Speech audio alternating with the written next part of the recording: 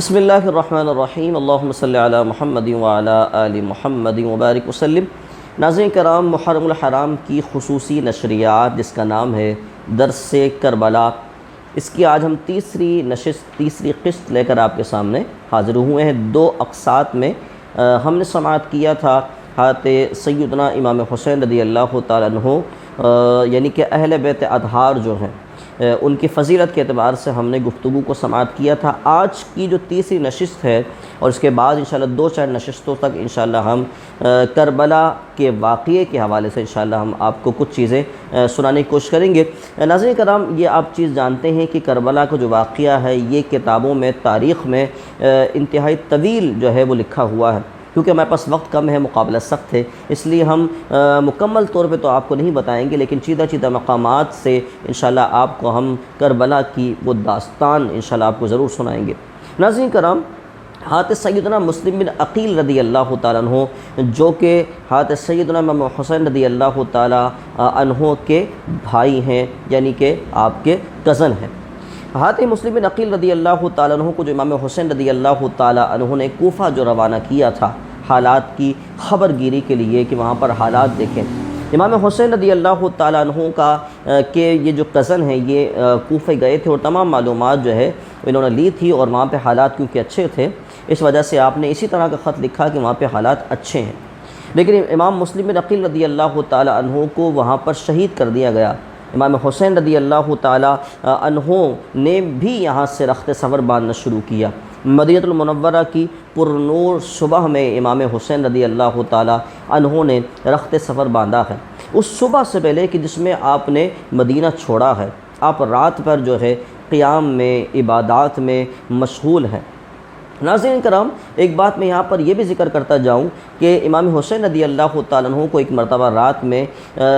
حاکم مدینہ جو کہ ولید بن عقبہ ہیں ان کی طرف سے ایک پیغام آتا ہے، اور وہ کہتے ہیں کہ یزید کی طرف سے ایک خط آیا ہے۔ یہ بھی یاد رکھیں کہ ولید بن عقبہ جو ہے یہ اہل بیت اطہار کی انتہائی تعظیم کرنے والے۔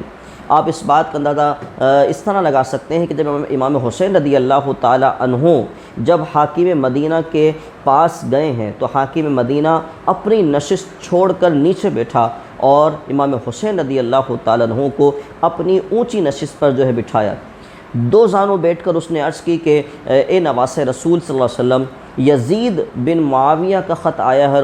اس نے یہ پیغام بھیجا ہے کہ آپ اس کی بیعت کریں۔ امام حسین رضی اللہ تعالیٰ یہ سن کر انتہائی غصے میں آ گئے، اور آپ نے فرمایا کہ میں حسین ابن علی رضی اللہ تعالیٰ عنہما میں کیا اس فاسق و فاجر کی بیعت کروں کہ جس کے ہاتھوں کئی لوگوں کا خون ہے، جس کی زندگی گناہوں کے اندر جو ہے وہ گزر رہی ہے؟ کیا میں اس شخص کی بیعت کروں؟ میں اس شخص کی بیعت کیسے کر سکتا ہوں کہ جس کے دن اور رات جو ہیں گناہوں کی گندگی میں گزرتے ہیں؟ میں وہ حسین ہوں کہ جو اپنے نانا سید الانبیاء خاتم المرسلین صلی اللہ علیہ وسلم کی گود میں کھیلا ہوں۔ میں علی کا لخت جگر ہوں، میں فاطمہ کا بیٹا ہوں، میں حسن کا بھائی ہوں، میں کیسے ایک فاسق و فاجر کی بیعت کر سکتا ہوں؟ یہ رات آپ نے اسی طرح آپ نے گزاری۔ اس کے بعد صبح کو آپ نے